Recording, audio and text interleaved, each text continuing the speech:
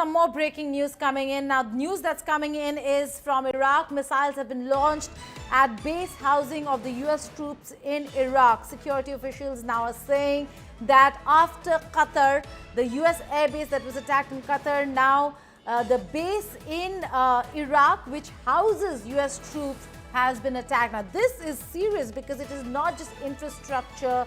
We are talking about people. Whether if they have been impacted or affected or not is something we'll have to wait for an official confirmation. Adrian Calamel, terrorism and Middle Eastern expert and scholar, joins us also on the broadcast. Adrian, if I could come to you, Harold is with us.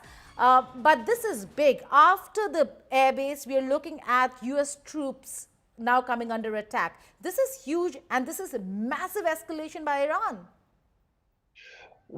Thank you for having me. You could say it's an escalation. Yeah, it is going after the United States bases. I think most of us kind of expected this. This is what they did after we killed Qasem Soleimani. They went after one of our bases in Iraq, and that's exactly what they're doing now. With the attack on Al Asad base in Qatar, yeah, that's a direct message to our Navy. So I think a response is, and remember, the Khamenei understands response, he understands threats, and when they're carried out, then he backs down. He's working with a diminishing supply of ballistic missiles and capabilities.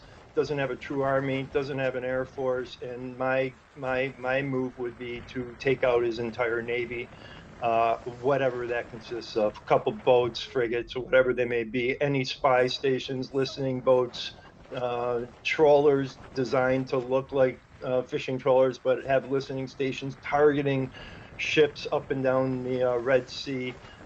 And in the Persian Gulf, I would take out all the bog hammers, the swift boats that they use with 50 caliber machine guns and rockets. Khamenei understands force.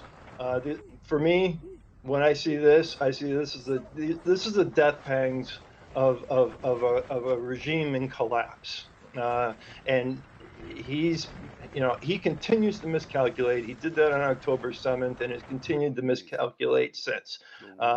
He went for the direct attack on American forces, and now he's going to feel the response, and it's not going to be good.